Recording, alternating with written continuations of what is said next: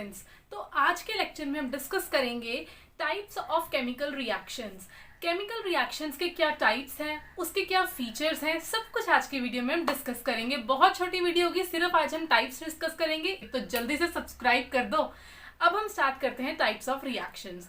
तो chemical reactions बहुत types के होते हैं, जैसे कि combination, decomposition, displacement, double displacement और ऑक्सीडेशन एंड रिडक्शन रिएक्शंस। यार कॉम्बिनेशन रिएक्शन, कॉम्बिनेशन को कंबशन से मत मिक्स कर देना। कंबशन रिएक्शन क्या थी? क्या?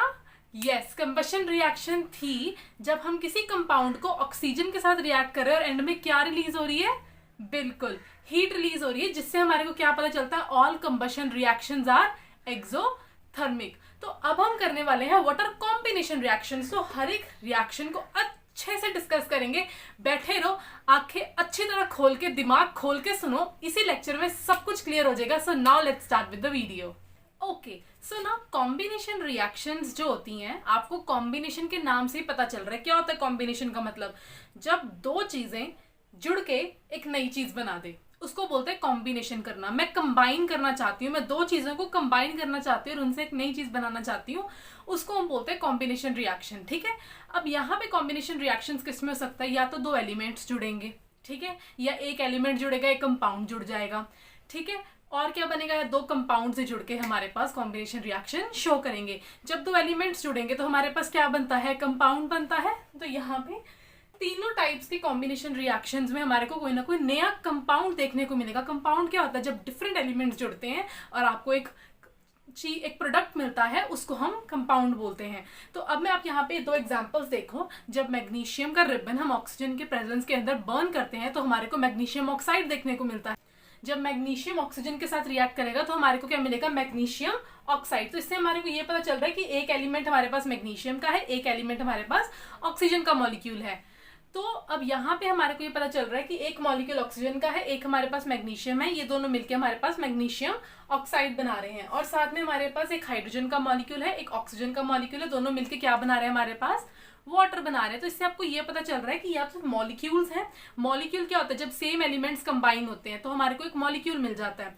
तो यहाँ पे हमारे पास बन रहा है मैग्नीशियम ऑक्साइड, एक कंपाउंड, दो डिफरेंट एलिमेंट्स है तो एक कंपाउंड मिलेगा। तो यहाँ पे हमारे पास ये दो एग्जाम्पल्स कंप्लीट हो गए हैं। अब मैं आपको एग्जाम्पल दूंगी, जब एक कंपाउंड और दूसरा कंपाउंड मिक्स होते हैं तो हमारे को न्यू कंपाउंड मिलता है। तो आपको हर एक टाइप के दो दो एग्जाम्पल आने चाहिए। ये एग्जाम्पल्स बहुत इंपॉर्टेंट है from your exam point of view, तो आप इसको ध्यान से देखो। अब हम पढ़ेंगे combination reactions of two compound. जैसे मैंने यहाँ पे कैल्शियम ऑक्साइड लिया और वाटर लिया। कैल्शियम ऑक्साइड का दूसरा नाम क्या होता है?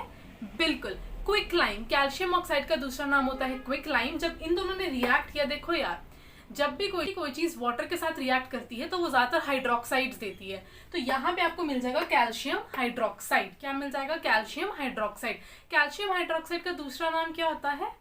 Slaked lime. ये चीज याद रखना, calcium oxide is quick lime, calcium hydroxide is slaked lime. अच्छा, मुझे एक चीज बताओ, क्विक लाइम जल्दी बोला जा रहा है या slaked lime? Obviously quick lime जल्दी बोला जा रहा है ना अपने मुंह से। अब जब हम क्विक लाइम स्पेल कर रहे हैं, जल्दी बोला जा रहा है क्विक लाइम, राइट? तो इसका मतलब इसका फॉर्मूला भी छोटा होगा, CaO।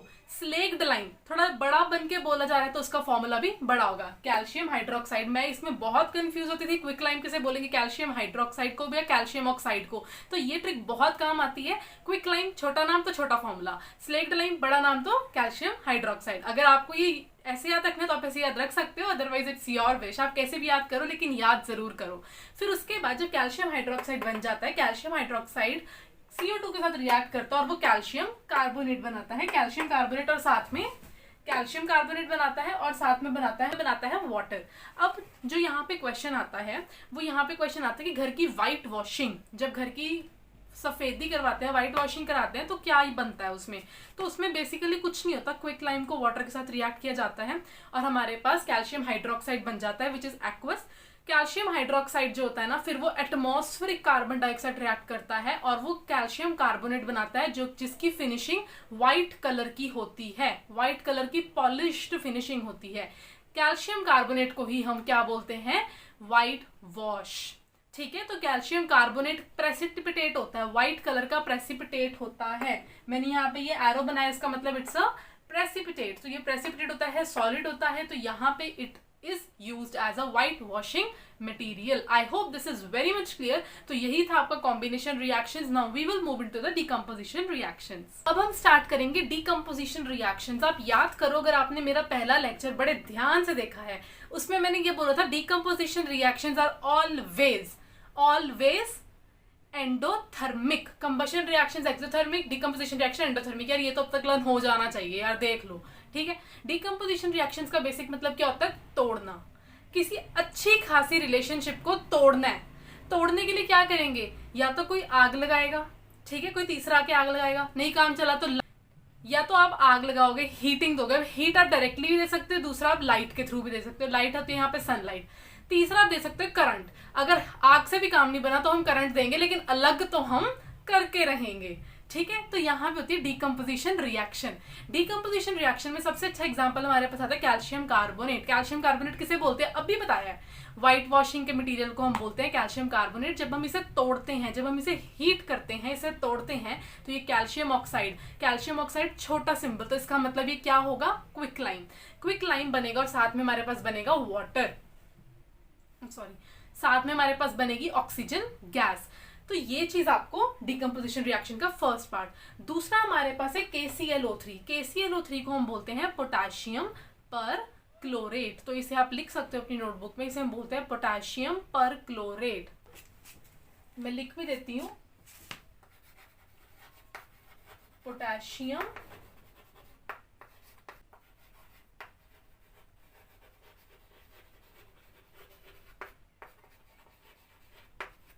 तो हमारे को KClO3 को हम बोलते हैं पोटेशियम परक्लोरेट. जब हम इस पोटेशियम परक्लोरेट को हीट करते हैं, हमारे को मिलता है पोटेशियम क्लोराइड एंड साथ में oxygen gas. So this is the reaction for the decomposition. तीसरा इसका एग्जांपल है आयरन सल्फेट. देखो यार, जो आयरन सल्फेट होता है ना, वो एज सच ऐसे नहीं एग्जिस्ट करता. चलो ठीक है, पहले रिएक्शन समझ लो, फिर मैं बता दूंगी. आयरन सल्फेट का था ग्रीन कलर. जब हमने इसे हीट किया, उसने आयरन का ऑक्साइड बनाया Fe2O3, साथ में SO2 बनाया और SO3 बनाया. तो दो गैसेस रिलीज हुई, SO2 sulphur dioxide and sulphur trioxide. Sulphur dioxide का एक फीचर होता है कि जब वो रिलीज होती है ना, जलने की स्मेल आती है, बर्निंग स्मेल आती है, राइट. तो सल्फर डाइऑक्साइड बर्निंग स्मेल देगी. Fe2O3 इज ब्राउन कलर, ये है ग्रीन कलर. अब इसमें ना कोई अच्छे से मैंने समझाना, वो ध्यान से सुनना. ओके, तो इसमें बेसिकली क्या होता है, जो आयरन सल्फेट होता है ना यार, वो ऐसे नहीं एग्जिस्ट करता. वो एग्जिस्ट करता है with the water of hydration. मतलब जब भी किसी फॉर्मूला के बाद डॉट लगा के H2O लिखा हो और आगे कोई भी नंबर हो, इसका मतलब उसके अंदर कुछ वाटर ऑफ हाइड्रेशन है. मतलब उसमें कुछ वाटर ऑफ हाइड्रेशन के मॉलिक्यूल साथ में है. तो यहाँ पे साथ में वाटर ऑफ हाइड्रेशन है. इस मॉलिक्यूलर फॉर्मूला, इसका कलर होता है ग्रीन. इसका कलर क्या होता है? ग्रीन. जब हम इसे हीट करेंगे, सोचो मैं पानी को हीट करी तो पानी क्या हो जाएगा? इवेपोरेट. तो जब मैं इसे हीट करूंगी, पानी इवेपोरेट हो जाएगा और वो FeSO4 बनाएगा. जो FeSO4 होता है ना यार, वो व्हाइट कलर का होता है. FeSO4 व्हाइट कलर का होता है. फिर क्या करते हैं, जब हम उसको फर्दर हीट करते हैं, वो एक ऑक्साइड बना लेता है जिसे हम बोलते हैं Fe2O3, iron oxide. Fe2O3 oxide बन जाता है जो ब्राउन कलर का होता है. साथ में एक बर्निंग स्मेल आती है. तो वो किसका स्मेल होगी? Sulphur dioxide. Very good. Sulphur dioxide की गैस होगी जो रिलीज होगी. तो ये इसका कुछ ऐसा प्रोसीजर होता है, इसे दिमाग में रखना. सल्फर जो आयरन सल्फेट होता है ना, उसका कलर तो बेसिकली ग्रीन ही होता है, क्योंकि उसमें वाटर ऑफ हाइड्रेशन होते हैं. उसे आप हीट कर रहे हो तो पानी उड़ा रहे हो. जब पानी उड़ा दोगे तो उसमें फिर व्हाइट कलर ही रह जाएगा. ठीक है. दूसरा एग्जांपल है लेड नाइट्रेट का. जब लेड नाइट्रेट को हीट करेंगे तो ऑब्वियसली हमें इसे तोड़ना है यार, डिकम्पोजिशन करनी है. तो मैं हीट दे रही हूँ, रिएक्शन है एंडोथर्मिक, वो तो आपको पता ही है. तो जब मैं उसे हीट दूंगी तो वो टूटेगा लेड ऑक्साइड के अंदर PbO, साथ में NO2 एंड साथ में ऑक्सीजन. ये तीन चीजें बनेगी. जो PbO है ना, उसका कलर होता है येलो. वेयरएज जो हमारे पास लेड नाइट्रेट होता है, वो होता है कलरलेस. ठीक है, लेड नाइट्रेट कलरलेस होता है, लेकिन जो PbO होता है उसका कलर होता है येलो. जो ऑक्सीजन है वो तो रिमूव हो जाती है. और जो NO2 होती है ना, जैसे सल्फर डाइऑक्साइड, उसमें से क्या कैरेक्टरिस्टिक था उसका? उसमें से बर्निंग स्मेल आ रही थी. ऐसी NO2 का क्या कैरेक्टरिस्टिक है? इसमें से ब्राउन फ्यूम्स निकलते हैं. क्या निकलते हैं? ब्राउन कलर के फ्यूम्स. तो यार हर एक गैस का ना कुछ कैरेक्टरिस्टिक होता है जिसे आप उसे पहचान सकते हो. मैं अभी आपको बता देती हूँ अच्छे से. तो देख, गैस रिलीज होगी तो आप उसके सामने जब कैंडल फ्लेम को लेके आओगे तो आपको पॉपअप साउंड आएगी. तो हाइड्रोजन गैस से क्या होता है? पॉपअप साउंड आती है. NO2 गैस से क्या होते हैं? ब्राउन फ्यूम्स निकलते हैं. SO2 गैस से क्या होता है? बर्निंग स्मेल आती है. O2 गैस से क्या होता है, जब आप इसके पास कैंडल फ्लेम को लेके आते हो ना, तो उसमें क्या होता है, O2 गैस उसको ब्राइटली बर्न करती है, ब्राइटली बर्न करेगी। तो ये कुछ कैरेक्टरिस्टिक्स हैं कि ये गैसेस इवॉल्व हो जाती हैं, ठीक है। ऑक्सीजन एक ऐसी गैस है जो खुद नहीं जलती, ये एक ऐसा मतलब चीज है जो खुद नहीं जलेगा, खुद नहीं टेंशन लेगा, लेकिन बाकियों को सबको टेंशन देगा, मतलब बाकी सबको जलाएगा लेकिन खुद नहीं जलेगा। अंडरस्टैंड। तो अब हम करते हैं डिकम्पोजिशन रिएक्शन की वो टाइप जिसमें जलाने से काम नहीं बनेगा। अब जलाने से काम बन नहीं रहा, टूट नहीं रहा कुछ भी, तो अब हम देंगे इसको इलेक्ट्रिक करंट। इलेक्ट्रिक करंट देंगे, उसको हम बोलते हैं इलेक्ट्रोलाइसिस। इलेक्ट्रो मतलब इलेक्ट्रिक करंट, लाइसिस मतलब तोड़ना, करंट देके तोड़ देना, डिकम्पोज कर देना। तो इसमें सबसे अच्छा एग्जांपल है वाटर। वाटर को जब आप इलेक्ट्रोलाइसिस करते हो तो वो अपनी हाइड्रोजन गैस और ऑक्सीजन गैस में सेपरेट हो जाता है। अब देखो यहाँ पे आपको एक डायग्राम दिख रहा होगा, उसको अच्छे से देखो, उसमें क्या है। उसमें एक बॉटल है बेसिकली, उस बॉटल का जो बॉटम होता है ना, जैसे ये बॉटल है, इसका बॉटम तोड़ दिया, इसका बॉटम तोड़ दिया तो ये कुछ ऐसे हो जाएगी। अब इसको उल्टा करके लगा दिया, ठीक है, इसको बॉटल को उल्टा करके लगा दिया और क्या किया, इसकी जो ओपन वाला एंड है यहाँ पे कॉर्क लगा दी, यहाँ पे कॉर्क लगा दी और कॉर्क के अंदर 2 होल कर दिए। जब 2 होल कर दिए उसके अंदर 2 इलेक्ट्रोड घुसा दिए, यहाँ पे 2 इलेक्ट्रोड घुसा दिए। इलेक्ट्रोड्स के होते हैं जो करंट को कैरी करते हैं, तो यहाँ पे इलेक्ट्रोड्स को घुसा दिए और इनको आपने बैटरी के साथ कनेक्ट कर दिया। आपने जो टेस्ट ट्यूब्स होती हैं वो ऐसे सीधी होती हैं, राइट, आपने यहाँ पे वो टेस्ट ट्यूब्स को उल्टा करके लगा दिया, दोनों इलेक्ट्रोड्स के साथ टेस्ट ट्यूब्स को उल्टा करके रखा हुआ, आप देख सकते हो। तो यहाँ पे जब आपने करंट स्टार्ट किया तो आपने देखा कि एक टेस्ट ट्यूब और दूसरे टेस्ट ट्यूब दोनों के अंदर हवा भरनी शुरू हो गई। जो ऊपर आपको व्हाइट कलर की खाली स्पेसेस दिख रही है, इसका मतलब उसके अंदर एयर ट्रैप होनी स्टार्ट हो गई। अब एक एयर जो थी वो डबल थी जितनी दूसरे इलेक्ट्रॉन में, जितनी दूसरे टेस्ट ट्यूब में इकट्ठी हुई है। तो उन्होंने देखा कि जो एक एयर है वो डबल है, दूसरी जो है वो कम है। तो जब वो एक इलेक्ट्रोड के पास करंट कैंडल को लेके आए तो कैंडल ने पॉपअप साउंड दी, दूसरे इलेक्ट्रोड के पास जब कैंडल को लेके आए तो कैंडल थोड़ी सी ब्राइटली बर्न हुई। तो पहली जिसमें आपकी स्पेस ज्यादा थी उसने आपको पॉपअप साउंड, जिसका मतलब वो एयर कौन सी थी, हाइड्रोजन गैस। वो गैस कौन सी थी, हाइड्रोजन गैस। जिसमें दूसरी गैस ने जब आपको ब्राइटली कलर दिया कैंडल का, इसका मतलब उसके अंदर कौन सी गैस थी, ऑक्सीजन गैस। तो ऐसे आपने आइडेंटिफाई किया कि ये दोनों के अंदर आपके पास हाइड्रोजन और ऑक्सीजन ट्रैप हो गई है by the electrolysis of water. क्योंकि बीकर के अंदर क्या था, मतलब जो बॉटल थी उसके अंदर क्या था, वाटर ही तो था। एक चीज आपको पता होनी चाहिए, एक होता है कैथोड, एक होता है एनोड। जैसे एक इलेक्ट्रोड कैथोड होगा, एक इलेक्ट्रोड एनोड होगा। कैथोड होता है उसके ऊपर नेगेटिव चार्ज होता है, एनोड होता है उसके ऊपर पॉजिटिव चार्ज होता है। आप डायग्राम में भी देख सकते हो, कैथोड वाले के नीचे माइनस लिखा हुआ है, एनोड वाले के नीचे प्लस लिखा हुआ है। माइनस वाला बैटरी के माइनस वाले से कनेक्ट हुआ, प्लस वाला बैटरी के प्लस वाले से कनेक्ट हुआ, ठीक है।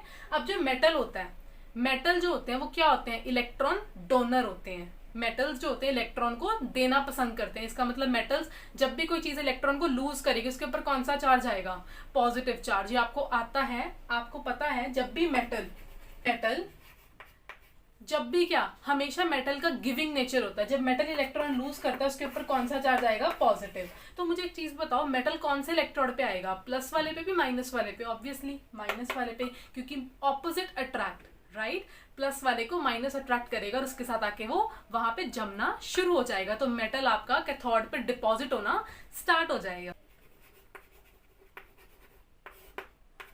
ओके, तो इसी में दूसरा एग्जांपल है आपका सोडियम क्लोराइड का। जब भी सोडियम क्लोराइड को हम इलेक्ट्रोलिसिस करते हैं, यहाँ पे आप इलेक्ट्रोलिसिस लिख लेना, यहाँ पे भी इलेक्ट्रोलिसिस, यहाँ पे भी इलेक्ट्रोलिसिस, यहाँ पे भी इलेक्ट्रोलिसिस। जब भी हम इसको इलेक्ट्रोलाइज करते हैं तो हमारे को सोडियम मेटल मिल जाता है और क्लोरीन गैस रिमूव हो जाती है। ऐसे इसका एग्जांपल है एल्यूमिनियम ऑक्साइड का। जब एल्यूमिनियम ऑक्साइड हम इलेक्ट्रोलाइज करते हैं तो हमारे को एक एल्यूमिनियम मिल जाता है, एक हमारे को ऑक्सीजन गैस मिल जाती है। बैलेंसिंग आई होप आपको अच्छे से आती है, आप कर लोगे।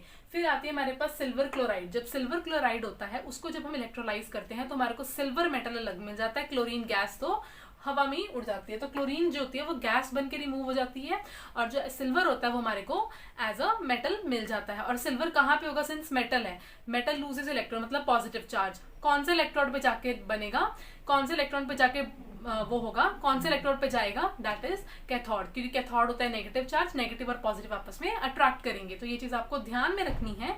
Decomposition reactions are decomposition reaction की इंपॉर्टेंस क्या है। डिकम्पोजिशन रिएक्शन की यही इंपॉर्टेंस है कि उससे आप मेटल को एक्सट्रैक्ट कर सकते हो फ्रॉम इट्स ऑक्साइड्स, ठीक है। जैसे अभी हमने आपको बताया एल्यूमिनियम ऑक्साइड है, इसकी मैंने इलेक्ट्रोलाइसिस कराई तो मेरे पास एल्यूमिनियम में लोगे क्या था, ऑक्सीजन अलग हो गया था, राइट?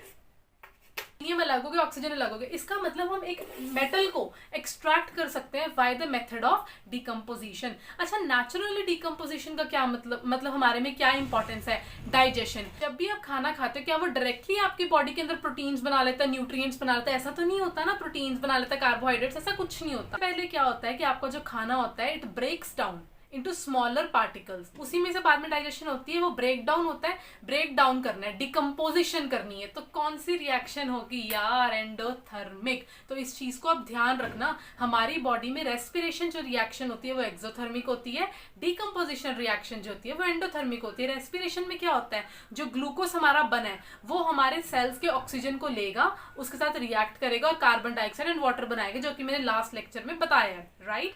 तो यहाँ पे जो हमारे पास होगी, ऑक्सीजन रिलीज होगा, वाटर रिलीज होगा, कार्बन डाइऑक्साइड रिलीज होगी, वाटर रिलीज होगा, साथ में हीट रिलीज होगी, और वो हीट हमारे बॉडी के टेम्परेचर को मेंटेन करती है। और यहाँ पे डिकम्पोजिशन में क्या होगा, डाइजेशन के टाइम पे जब हम फूड को स्मॉलर पार्टिकल्स में ब्रेक डाउन करते हैं तो उसमें तो हमारी बॉडी एनर्जी दे रही है, बॉडी एनर्जी दे रही है, तो वो तो क्या हो गया, एंडोथर्मिक। तो इस चीज को दिमाग में फिट कर लो। ओके यार, तो अब हम पढ़ेंगे डिस्प्लेसमेंट रिएक्शंस। डिस्प्लेसमेंट का मतलब क्या होता है, मैं बैठी हूँ, मैं खुद उठ जाऊं, अपनी जगह के किसी और को बिठा दूं, जगह तो वही रहेगी लेकिन मेरी जगह कोई और बैठ जाएगा, उसको बोलते हैं डिस्प्लेसमेंट रिएक्शंस। डिस्प्लेसमेंट रिएक्शंस में ना यार आपको एक सीरीज याद करनी पड़ती है जिसे हम बोलते हैं रिएक्टिविटी सीरीज। वो सीरीज मैंने ऐसे लिख दी है, ये आपको याद करनी पड़ेगी। इसका एक निमोनिक है जो कि आप कहीं से भी देख सकते हो, कैसे भी देख सकते हो, लेकिन कुछ ना कुछ बना के इसे याद कर लेना। मैंने इसे ऐसे किया था, कैटरीना ने कार मांगी ऑल्टो जेन फरारी, फिर भी हाई क्यों मिली सिल्वर प्लेटेड ऑडी। तो इस चीज को आप ऐसे याद कर सकते हो, कैटरीना ने कार मांगी ऑल्टो जेन फरारी, फिर भी हाई क्यों मिली मतलब मरकरी का साइन Hg होता है, यू नो ना, मरकरी इज Hg। फिर भी हाई क्यों मिली सिल्वर प्लेटेड ऑडी। सिल्वर को हम Ag से बोलते हैं, गोल्ड को हम Au से बोलते हैं। This is gold, this is silver, this is platinum, this is mercury, this is copper, this is hydrogen, this is lead, this is iron, this is zinc, this is aluminium, this is magnesium, this is calcium, this is sodium and this is potassium. तो ऊपर से जब नीचे आओगे आपकी reactivity क्या हो रही है, डिक्रीज। मतलब जो स्ट्रॉन्गनेस है कि मतलब ये ज्यादा स्ट्रॉन्ग होगा कि ये, ऑब्वियसली ये ज्यादा स्ट्रॉन्ग होगा क्योंकि नीचे तक तो वो कम हो रहा है ना। So here are some examples जो आपको अच्छे से याद कर लेने हैं। जो कॉपर सल्फेट होता है ना, इसका गांठ बांध लो, इसका कलर होता है ब्लू। गांठ बांध लो, इसका कलर होता है ब्लू। कॉपर सल्फेट का कलर होता है ब्लू। जो जिंक का कलर होता है ना, it is slight of silvery white या ग्रेइश वाइट आप बोल सकते हो। It is silvery white basically. जो जिंक होता है वो सिल्वरी वाइट। अब मैंने आपको जो रिएक्टिविटी सीरीज बताई है उसमें जिंक ऊपर है, कॉपर नीचे है, कौन ज्यादा रिएक्टिव? जिंक। तो जिंक ने कॉपर को डिस्प्लेस कर दिया और उसकी जगह पे आके लग गया और हमारे पास कॉपर। अब ये ब्लू कलर का था ना, ये हो जाएगा कलरलेस। क्या हो जाएगा? कलरलेस। फिर उसके बाद हमारे पास कॉपर सल्फेट है, वो ब्लू कलर का है। उसके बाद जब वो आयरन के साथ रिएक्ट करेगा, आयरन मतलब लोहा, वो तो ग्रे होता है, आपको पता है। हाँ, अल्टीमेटली अगर जंग ना लगाओ तो ग्रे ही होता है। तो ग्रे कलर का है। जब वो ब्लू कलर के साथ यार देखो, जो आयरन होता है जब वो कॉपर सल्फेट के साथ रिएक्ट करेगा तो iron is more reactive than copper. तो जो आयरन होगा वो कॉपर को रिप्लेस कर देगा और FeSO4 बना लेगा, जो कि ग्रीन कलर का होगा। इसकी आपको यहाँ पे पिक भी दिख जाएगी। तो ग्रीन कलर का ये बना लेगा। आप देख सकते हो हमने एक कील रखी है, आयरन का नेल रखा है ब्लू कलर के कॉपर के सोल्यूशन के अंदर। जब हम थोड़ी देर बाद देखेंगे तो जो सोल्यूशन है वो ग्रीन कलर का। अगर जो आयरन की कील थी उसके ऊपर थोड़ी सी रेडिश कोटिंग आ गई, इसका मतलब कॉपर किसके ऊपर जम गया? आयरन के ऊपर। इससे यह पता चलता है आयरन ने कॉपर को रिप्लेस किया है। ऐसे यहाँ पे भी जिंक के ऊपर जो जिंक सल्फेट होगा ना, इसमें जिंक के ऊपर जो जिंक मेटल हमने डाला है उसके ऊपर थोड़ी सी कॉपर की प्लेटिंग आपको दिखनी शुरू हो जाएगी, रेडिश कलर की। कॉपर का नेचुरल कलर क्या होता है? तांबा। उसका नेचुरल कलर क्या होता है? ब्राउनिश रेड, ऐसा ही होता है। तो उसकी जो कवरिंग होगी वो उस मेटल के ऊपर आएगी जो कि उसको डिस्प्लेस कर रहा है। ऐसे यहाँ पे जिंक के ऊपर, यहाँ पे आयरन के ऊपर। I hope this is clear. दूसरा हमारे से एग्जांपल है आयरन जब HCl के साथ रिएक्ट करेगा। जो आयरन होता है वो ऑब्वियसली हाइड्रोजन से तो ज्यादा ही रिएक्टिव होता है यार। तो आयरन जो होगा HCl के साथ रिएक्ट करेगा, आयरन क्लोराइड बनाएगा एंड H2। इस आयरन क्लोराइड को आप बेसिकली क्या बोलते हो? जब भी आपको फॉर्मूला ऐसा लिखा हुआ मिले ना, ब्रैकेट के अंदर रोमन में कुछ नंबर लिखा है, इसका मतलब वो उससे पहले वाले एलिमेंट की ऑक्सीडेशन स्टेट है। बेसिकली आप कह सकते हो वो उसकी वैलेंसी उस टाइम पे है, राइट। तो आयरन की अगर वैलेंसी 2 दे रखी है, क्लोरीन की तो हमें पता है 1 होती है, तो क्रॉस करेंगे तो हमारे पास यही फॉर्मूला बनेगा। तो इस चीज को आपको ध्यान में ये है आपके पास सिंगल डिस्प्लेसमेंट रिएक्शन। सिंगल कैसे? एक ही एलिमेंट दूसरे एलिमेंट को चेंज कर रहा है, एक ही एलिमेंट है ना, बस एक को निकाल दिया, उसकी जगह पे आके लग गया। अब हम पढ़ेंगे डबल डिस्प्लेसमेंट, जहां पे एक दूसरे को बदल रहा है, दूसरा पहले को बदल रहा है। ओके, तो गाइस अब हम पढ़ेंगे डिस्प्लेसमेंट का दूसरा टाइप, डबल डिस्प्लेसमेंट। इसमें क्या होगा, एक मेटल दूसरे को रिप्लेस करेगा, दूसरा पहले वाले को रिप्लेस करेगा। अब इसमें हम क्या करेंगे, देखो AgNO3 मतलब सिल्वर नाइट्रेट, NaCl मतलब सोडियम क्लोराइड। अब जब इनको हम रिएक्ट करेंगे तो Ag जो होगा Na के आके लग जाएगा, Na जो होगा वो Ag की जगह आके लग जाएगा, तो ये होगी डबल डिस्प्लेसमेंट। अब ये होता कैसे है, जो Ag है, जब भी एक कंपाउंड बनता है पहले वाला ज्यादातर हमेशा पॉजिटिव होता है, दूसरे वाले के ऊपर नेगेटिव चार्ज होता है। तो Ag positive, NO3 negative, Na positive, Cl negative. तो पॉजिटिव ने नेगेटिव के साथ रिएक्ट किया, दूसरे के पॉजिटिव ने पहले के नेगेटिव के साथ रिएक्ट किया, पॉजिटिव नेगेटिव मिलकर क्या बना लेंगे, न्यूट्रल बना लेंगे। तो ये आपके जाते हैं डबल डिस्प्लेसमेंट रिएक्शन। हमने पहले लेक्चर में फॉर्मेशन ऑफ प्रेसिपिटेट देखा था as a characteristic of chemical reaction. तो जब भी किसी भी रिएक्शन में प्रेसिपिटेट बनता है तो हम उसे कौन से साइन से बताते हैं, ऑब्वियसली ये वाले आपको याद होगा, अगर गैस बनती है तो ये वाले से, ठीक है। अच्छा, जब भी प्रेसिपिटेट बनता है किसी रिएक्शन में तो हम उस रिएक्शन को एक नाम होता है उसका, जिसे हम बोलते हैं प्रेसिपिटेशन रिएक्शन। अच्छा, प्रेसिपिटेट होता क्या है, प्रेसिपिटेट कोई भी एक सॉलिड सब्सटेंस होता है जो कि आपके सोल्यूशन के अंदर सॉल्युबल नहीं होता और वो सेटल डाउन हो जाता है, तो ये होते हैं आपके प्रेसिपिटेट। इसका एक एग्जांपल हमने तब भी किया था, अब भी वही कर रहे हैं। पोटेशियम आयोडाइड का लेड नाइट्रेट के साथ रिएक्शन करेंगे तो लेड आयोडाइड बन जाएगा और पोटेशियम नाइट्रेट बन जाएगा, जो कि ये रहा। अच्छा, तो ये एक तरह का क्या है, डबल डिस्प्लेसमेंट रिएक्शन, क्योंकि पोटेशियम इसके साथ लग गया, लेड इसके साथ लग गया। अच्छा दीदी, तो मेरी बात सुनो कि क्या हर एक रिएक्शन में प्रेसिपिटेट बनेंगे जिसमें, तो क्या वो डबल डिस्प्लेसमेंट होगी? नहीं, जरूरी नहीं है। जरूरी थोड़ी कि हर रिएक्शन में आपके पास डबल डिस्प्लेसमेंट होगी जिसमें प्रेसिपिटेट बनेगा ही बनेगा। एग्जांपल ले लो HCl का NaOH के साथ। HCl एक स्ट्रॉन्ग एसिड होता है, NaOH एक स्ट्रॉन्ग बेस होता है। जब इन दोनों को आप रिएक्शन करोगे तो एक सॉल्ट बनता है NaCl। घर में नमक यूज करते हो कि नहीं करते हो? करते हो ना, ऐसा तो नहीं कोई जो नहीं करता, सारे नमक यूज करते हैं। तो जो NaCl है वो एक सॉल्ट है, और स्ट्रॉन्ग एसिड और स्ट्रॉन्ग बेस के साथ जब भी रिएक्शन होती है तो हमेशा एक सॉल्ट ही मिलता है। तो यहाँ पे हमने ये वाला एसिड यूज किया, ये वाला बेस यूज किया, तो हमें NaCl मिल गया, सॉल्ट, और साथ में वाटर। तो ये भी तो एक डबल डिस्प्लेसमेंट रिएक्शन है, लेकिन इसमें तो हमारे पास कोई पीपीटी बनती ही नहीं, क्योंकि सॉल्ट तो वैसे ही पानी में सॉल्युबल होता है। तो यहाँ पे हमारे पास ये भी एक डबल डिस्प्लेसमेंट रिएक्शन है। तो किसी भी चीज को यार एक रूल नहीं बना लेना, समझना होता है, right. Okay, so now we will move on to the last part of the types of chemical reactions, that is oxidation and reduction reactions. Oxidation and reduction reactions are those reactions जिसमें oxidation and reduction basically वो होती है, oxidation के नाम से ही पता चल रहा है that addition of oxygen। तो कोई भी reaction जिसमें हमारे पास products में oxygen add हो जाए उसको बोलते हैं हम ऑक्सीडेशन रिएक्शन। ऑक्सीजन ऐड होगा या हाइड्रोजन को रिमूव किया जाएगा। तो आपको इस चीज को ध्यान में रखना है कि या तो ऑक्सीजन ऐड होगा या तो हाइड्रोजन को रिमूव किया जाएगा, उसे बोलेंगे ऑक्सीडेशन। रिडक्शन में क्या होगा, हाइड्रोजन ऐड होगा और या ऑक्सीजन को रिमूव किया जाएगा। अब तो बिल्कुल ऑपोजिट है, ऑक्सीडेशन रिडक्शन का बिल्कुल ऑपोजिट है। ऑक्सीडेशन में ऑक्सीजन ऐड होगा, हाइड्रोजन रिमूव होगा। या जरूरी नहीं है कि दोनों चीजें एक साथ हो, नहीं, जरूरी नहीं है। रिडक्शन में क्या होगा, या तो हाइड्रोजन ऐड होगा या तो ऑक्सीजन रिमूव होगा, तो उसको आप बोलते हैं रिडक्शन रिएक्शन। एक होता है आपके पास ऑक्सीडाइजिंग एजेंट, एक होता है रिड्यूसिंग एजेंट। ऑक्सीडाइजिंग एजेंट क्या करेगा, ऑब्वियसली रिएक्शन के अंदर प्रोडक्ट में ऑक्सीजन को ऐड करेगा या हाइड्रोजन को रिमूव करेगा। रिड्यूसिंग एजेंट क्या होगा, या तो वो हाइड्रोजन को ऐड करेगा या तो वो ऑक्सीजन को रिमूव करेगा। तो बिल्कुल सेम चीजें हैं ये, ऑक्सीडेशन और ऑक्सीडाइजिंग एजेंट, रिडक्शन और रिड्यूसिंग एजेंट। तो एक चीज याद रखना कि जो जिस भी रिएक्शन में ऑक्सीडेशन और रिडक्शन एक साथ हो रही है उसको हम बोलते हैं रिडॉक्स रिएक्शन। क्या बोलते हैं, रिडॉक्स। क्या बोलते हैं, रिडॉक्स रिएक्शन। रिडक्शन और ऑक्सीजन एक ही रिएक्शन में रहे। For example here copper oxide reacts with hydrogen, तो हमारे को मिलेगा कॉपर मेटल और वाटर। कॉपर मेटल और वाटर। अब देखो कॉपर ऑक्साइड और यहाँ पे कॉपर ऑक्साइड था और यहाँ पे हमारे को कॉपर मेटल मिला, मतलब ऑक्सीजन रिमूव हो गया। Removal of oxygen is the reduction reaction, तो मैंने यहाँ पे रिडक्शन लिख दिया।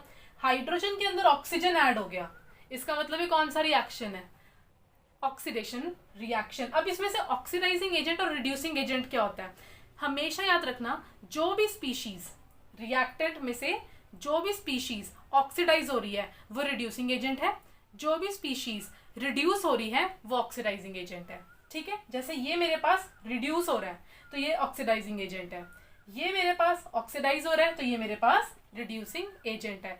तो ये चीज अच्छे से दिमाग में फिट इन कर लो, ओके, कि oxidising agent undergoes reduction, reducing agent undergoes oxidation. तो ये रिड्यूसिंग एजेंट था लेकिन खुद ऑक्सीडाइज हो रहा है। ओके, तो अब मैं तो इतनी इंटेलिजेंट थी कि मुझे तो पहली बार मैं समझाया था, मुझे समझ नहीं आया था, तो मैं अज्यूम कर रही हूँ आपको भी काफ़ी बच्चों को होगा कि नहीं समझ आया होगा, कोई बात नहीं, तो अभी हम इसे रिवाइज कर लेते हैं।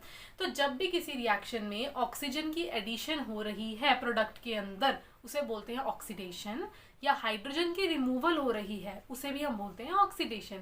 लेकिन अगर किसी रिएक्शन में ऐसा उल्टा हो रहा है, मतलब हाइड्रोजन की एडिशन हो रही है ऑक्सीजन का रिमूवल हो रहा है, उसे हम बोलते हैं रिडक्शन। तो इसका कुछ एग्जांपल है, जैसे हाइड्रोजन सल्फाइड क्लोरीन के साथ रिएक्ट करता है, हमारे को HCl मिलता है। तो आप यहाँ पे देख सकते हो हाइड्रोजन सल्फाइड से सिर्फ सल्फर बन रहा है, मतलब हाइड्रोजन रिमूव हो रहा है। जब हाइड्रोजन रिमूव होता है इट इज ऑक्सीडेशन रिएक्शन, और जब क्लोरीन गैस में हाइड्रोजन ऐड होता है इट इज रिडक्शन रिएक्शन। तो इसको हम बोलेंगे, अब ऑक्सीडाइजिंग एजेंट और रिड्यूसिंग एजेंट क्या होगा, ऑक्सीडाइजिंग एजेंट इट्स वन जो रिडक्शन कर रहा है, तो मतलब इसमें से रिडक्शन कौन कर रहा है, ये, तो ये रिडक्शन करेगा ऑक्सीडाइजिंग एजेंट, और रिड्यूसिंग एजेंट हो जाएगा जो ऑक्सीडेशन कर रहा है। सिमिलरली एक और एग्जांपल है, इसमें आप मुझे ऑक्सीडाइजिंग एजेंट और रिड्यूसिंग एजेंट बताओगे। जैसे सल्फर डाइऑक्साइड जो है वो हमारे पास सिर्फ सल्फर बना रहा है, और हाइड्रोजन सल्फाइड है वो हमारा वाटर बना रहा है, मतलब इसमें से ऑक्सीजन रिमूव हुआ, रिडक्शन, ऑक्सीजन ऐड हुआ, ऑक्सीडेशन, राइट। तो अब ये ऑक्सीडेशन कर रहा है, मतलब ये क्या होगा, रिड्यूसिंग एजेंट। ये रिडक्शन कर रहा है, इसका मतलब ये क्या हो जाएगा, oxidising agent. So this is the answer to this question. Now there will be a homework question for you people. Okay, तो ये आपके लिए क्वेश्चन है, लेड ऑक्साइड कार्बन के साथ रिएक्ट कर रहा है और लेड हमारे पास और कार्बन डाइऑक्साइड बन रहा है। अब इसमें से आपने बताना ऑक्सीडेशन हो रही है किसमें, रिडक्शन हो रही है किसमें, इनमें से कौन ऑक्सीडाइजिंग एजेंट है और इनमें से कौन रिड्यूसिंग एजेंट है। तो ये क्वेश्चन आपने बताने हैं और इसका आंसर करना है कमेंट सेक्शन में। कमेंट सेक्शन भी यूज किया करो, मेरे में तो कोई कमेंट सेक्शन ही नहीं यूज करता, कमेंट सेक्शन में यूज करो और मुझे आंसर बताओ, आई विल चेक देयर।